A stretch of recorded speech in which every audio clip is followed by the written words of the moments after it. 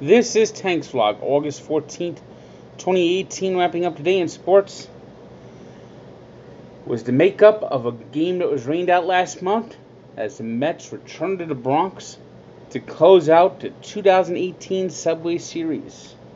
Mets had Jacob deGrom on the mound, and right from the start, things were good for the Mets as Amed Rosario hit a leadoff home run. And of course, I was there thanks to Bobby and Joey Dunn, Emily and Mike, the Yankee fan, and everyone else that was with us.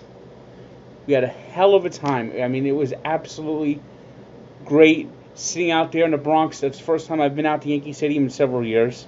And it proved to me once again, Yankee Stadium just can't hold a candle to Citi Field. The Mets have a lot of warts, they have a lot of problems, but one of them is not their stadium. Not that Yankee Stadium is absolutely the worst stadium. It's just something doesn't feel like doesn't have that intimacy that Citi Field has, and it doesn't feel like a true place to really go watch a great baseball game. But watch a game we did. deGrom pitched well. He facing a tough Yankee team. Allowed just 2 earned runs in 6 2/3 innings. As the Mets hit not 1, not 2, not 3, not 4, but 5. 1, 2, 3, 4, 5 home runs off the Yankees. Luis Severino continues to struggle as the Mets won 8-5, splitting the 6 games with the Yankees this year. I mean, I don't know what the Yankees do. The lousy teams like the Mets and the Orioles, they seem to play down to the level of their competition, and now the Yankees are 10 games out of first. As they just a terrific game today by the Mets. I mean, really, they played well. They hit the ball well. Had a little shaky in the field.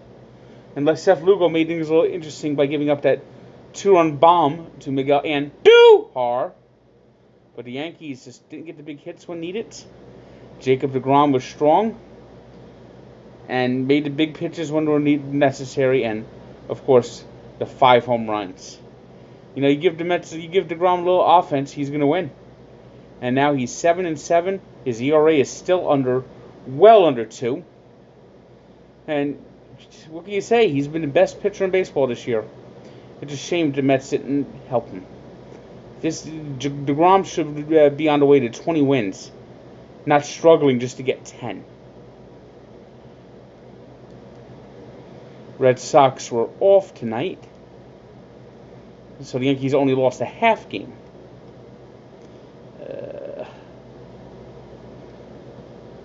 The Braves won a doubleheader today against the Marlins, winning the opener 9-1 and the night game 6-1.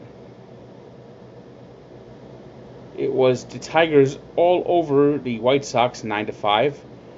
Nicholas Castellanos had 5 hits and 5 RBI to lead the way for the Motor City Kitties. We had the Indians taking down the Reds in the Battle of Ohio 10-3. The Rangers edged the Diamondbacks 5-3. Another win for Bartolo Colon. We had the Royals edging the Blue Jays 3-1. In the battle for the wild card, the A's continued to build a lead. Now lead by 2.5 over the Mariners after a 7-6 win. Jed Lowry led the way with a 4 RBI night in that one. It was the Giants making a comeback in the ninth, scoring 4 runs to spoil a good game by Clayton Kershaw, beating the Dodgers 5-2. It was the Angels doubling up the Padres 6-3, and the Cardinals are now starting to make a little bit of a run at the wild card after they're 64-55. They've really turned things around under their new manager, and the big shot in that was Paul DeJong, a walk-off home run in the ninth against the poor Washington Nationals, who had the heart ripped out of their chest for the second day in a row. Today's three stars are Nicholas Castellano, who went 5 for 5 with a home run and 5 RBI in the Tigers' win over the White Sox.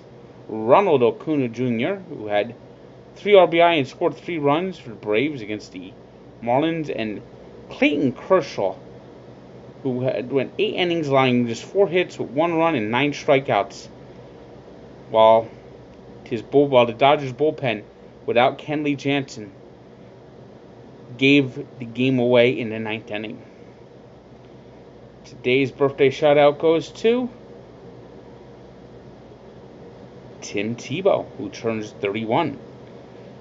With his wrist injury, it looks like he will not be a September call-up for the Mets. But he was doing decently in Double-A, and I would not have been surprised to see him up with the Mets in September had he stayed healthy. And we take a look back at 1936, the first gold medal game in basketball in Olympic history. For some reason, they thought it would be a good idea to play basketball outdoors in 1936. They played it on a clay tennis court, and it ended up being pretty sloppy, especially in the championship game played in a downpour in Berlin, with scoring being so low. The final score was USA 19, Canada 8. So check out the full story of Barstool Sports and at Sports Encyclopedia, where sports history lives. We haven't done a new episode yet because I was at the Yankee game today. I don't know when we're going to be recording, allow me to be frank, this week. But rest assured, if we do record one, we'll let you know. But you can always listen to any episode from the past. Continue to support Allow Me to Be Frank so we can build it and make it a top podcast. Make everyone want this podcast. Help me build my podcast. I'm also going to be doing more on Instagram. I've just changed my account. I had Frank Fleming something with 4 numbers. 4 random numbers. So I picked something that I would recognize and people will be able to recognize me easier. NJ Tank 1975. So follow me on Instagram. I'll promise to be posting more pictures on Instagram. NJ Tank 1975. Follow me on Instagram. Follow me on Twitter. Follow me anywhere. Follow me anywhere. And of course, listen to Allow Me to Be Frank. Go to Barstool Sports. Read my blogs and Sports Encyclopedia. Click on Sports Encyclopedia every day. Boost my numbers. Help me out. And have a good day.